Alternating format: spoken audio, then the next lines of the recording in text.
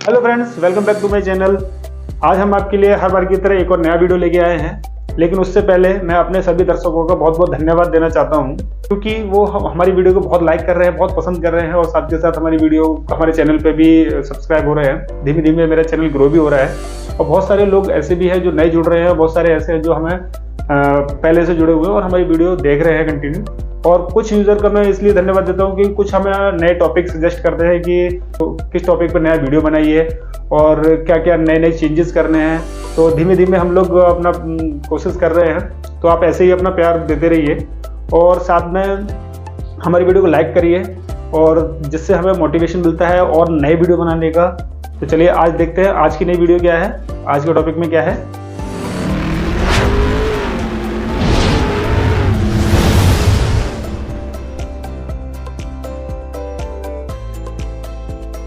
आज देखने वाले हैं हम ईटीपी सिस्टम कि ईटीपी की यूज़ क्या है, ईटीपी क्यों यूज़ करते हैं, ईटीपी होता क्या है, सब कुछ देखने वाले हैं। साथ में बहुत सारी ऐसी चीज़ें देखेंगे ईटीपी से जुड़ी हुई जो बहुत ही कम लोग जानते होंगे या जिनको नहीं पता है, तो वो देखेंगे तो उनको मज़ा भी आने वाला। तो चलिए देखते हैं। ये हमने एक डायग्राम लिया है ईटीपी का। ये बेसिकली एक फ्लो है, अलग अलग टाइप से अलग अलग ईटीपी हो सकते हैं।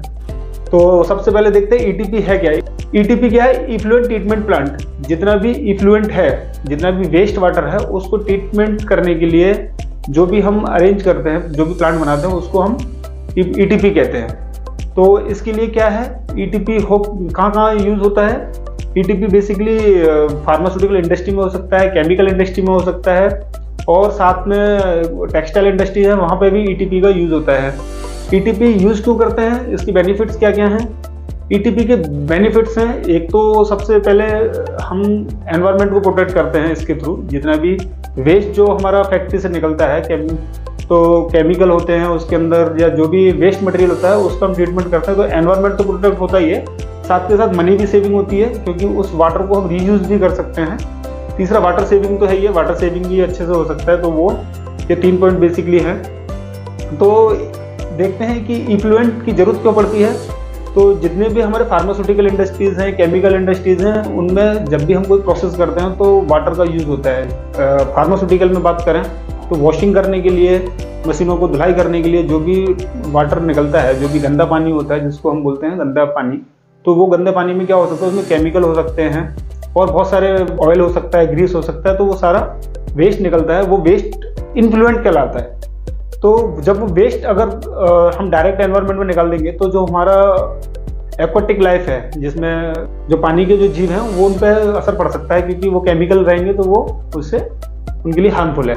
तो हमें बेसिकली ये ध्यान रखना है कि जब भी हम ईटीपी का यूज़ करते हैं तो उसके थ्रू हम जितनी भी हमारे ऑयल हैं, ग्रीसेस हैं या हमारा केमिकल हैं, जो भी है, वो हम इसमें से रिमूव करें और एक साफ लेवल का साफ पानी हम एनवायरनमेंट में निकाल सकें।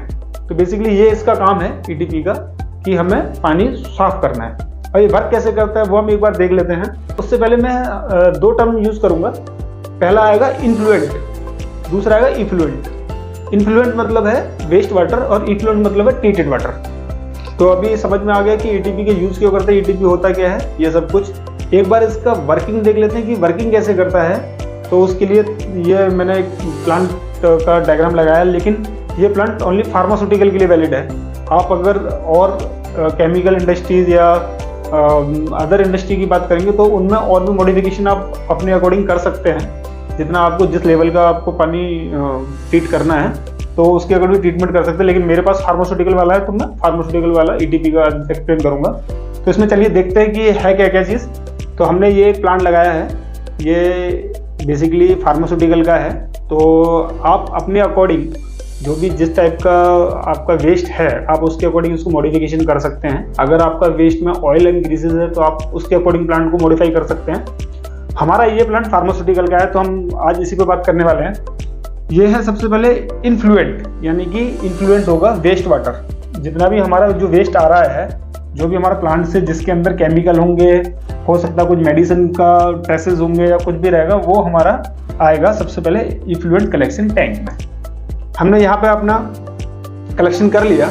इस कलेक्शन के बाद इसके अंदर कुछ ऐसे वेस्टेज होंगे, वुडन हो सकता है या पेपर होगा या फॉइल होगी, जो ऐसा होगा जो नीचे सेडिमेंट नहीं होगा, जो ऊपर की तरफ फ्लोटेड रहेगा, तो वो हम एक स्क्रीन लगा देते हैं। तो स्क्रीन के थ्रू इसको फिल्टर करके हम दूसरे इफ्लुएंट सेडिमेंटेशन टैंक में ट्रांसफर कर लेंगे। तो जितना हमारा जो ऊपर वाला वेस्ट होगा वो सीधा ऊपर निकल के जितना भी छन के पानी स्क्रीन होके इसमें इफ्लुएंट सेडिमेंटेशन टैंक में आ जाएगा।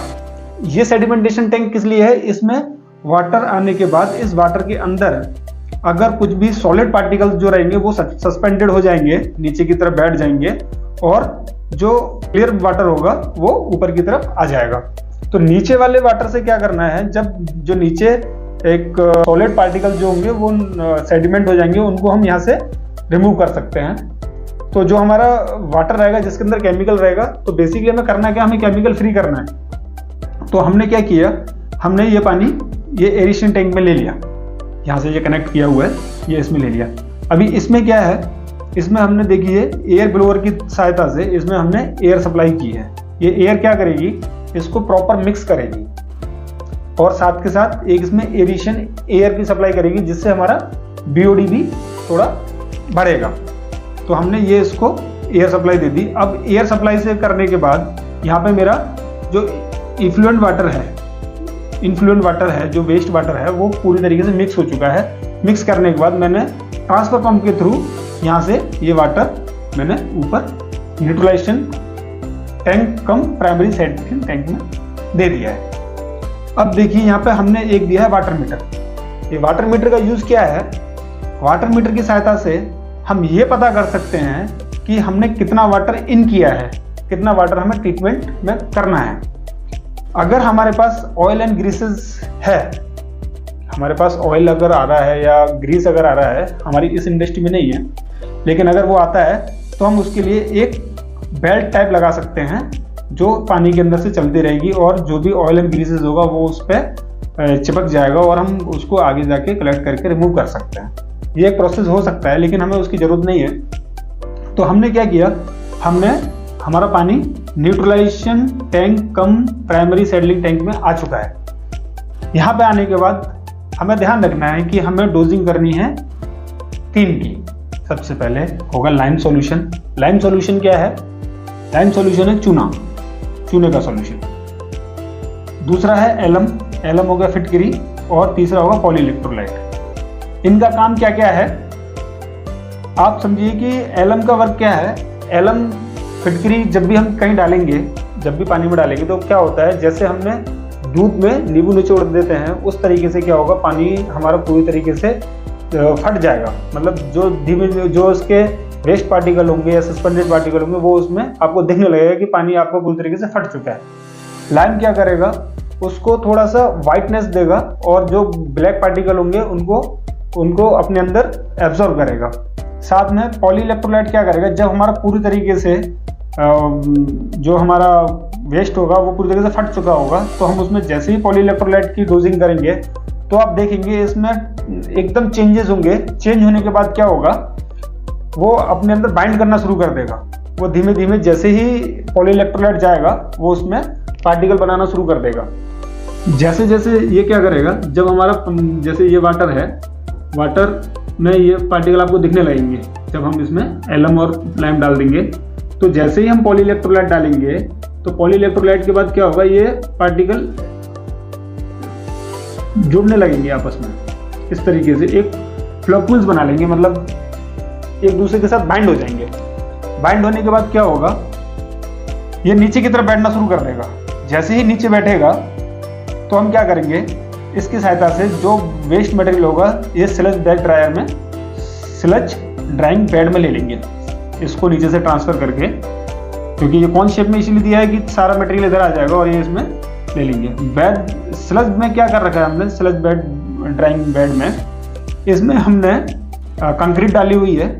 कंक्रीट डाल सकते हैं, कंक्रीट डालने के बाद ऊपर हमने इसमें कुछ भी बिछा सकते हैं, कुछ भी इसके ऊपर फैला सकते हैं, और जैसे ही हम उसमें वो डालेंगे तो स्लज जो होगा, स्लज में जो वाटर होगा वो जाके इधर निकल जाएगा, और ड्राई जो स्लज होगा वो उसको हम स्टोर कर सकते हैं, उसको हम निकाल सकते हैं। तो यहाँ पे पहला जो स्लज निकलेगा वो आपका यहाँ पे निकलेगा। तो स्लज हमने कंक्रीट क्यों डाला है, अगर कंक्रीट नहीं डालेंगे तो स्लज भी इसके साथ निकल जाएगा। तो स्लज क्या है, थोड़ा फिल्टर होकर निकलेगा और बाकी पानी पानी इधर आ जाएगा और हम स्लज को इधर ऊपर ले लेंगे। इसके बाद क्या है, जो हमारा न्यूट्रलाइजेशन कम टैंक है, यहाँ से पानी हमने लेके ये सीधा इसके थ्रू यहाँ से ये हमने सेकेंडरी सेटलिंग टैंक में ले लिया। सेकेंडरी टैंक में क्या करेंगे, यहाँ पे हम ये यूरिया की ट्रीटमेंट करेंगे। यूरिया की ट्रीटमेंट से क्या होगा, बीओडी मेंटेन होगा, साथ के साथ जो भी हमारा पानी को क्लेरिफाई करेगा, जो भी हमारा वेस्ट वाटर होगा वो इधर इकट्ठा हो जाएगा और यहाँ से हम इसको इसकी सहायता से इसको यहाँ से ट्रांसफर कर लेंगे और स्लज ड्राइंग बेड में ट्रांसफर कर लेंगे। सेम प्रोसेस होगा जो हमने यहाँ पे किया था, वही पानी पानी इधर आ जाएगा और जो सूखा ड्राई वो होगा स्लज, उसको हम कलेक्ट कर लेंगे। उसके बाद जो इसका जो वाटर बचेगा, जो प्यूरीफायर फाइनल जो पानी बच रहा है, वो आ जाएगा हमारा ट्रीटेड वाटर कलेक्शन टैंक में। यहाँ पे हमने ये टैंक में डाला हुआ है। अब देखिए, यहाँ से ये वाला जो टैंक है, इससे पानी उठा के फिर हम देंगे फिल्टर को।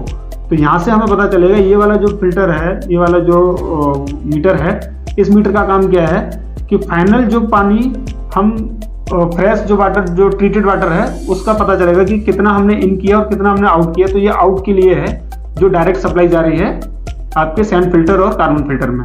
तो यहाँ से पानी फिर ये पंप चालू करेंगे, पंप से उठा के और ये इधर हम सैंड फिल्टर और कार्बन फिल्टर में दे देंगे। तो सैंड फिल्टर क्या करेगा, उसमें और भी कुछ पार्टिकल रहेंगे, सस्पेंडेड पार्टिकल रहेंगे, उनको रिमूव कर देगा।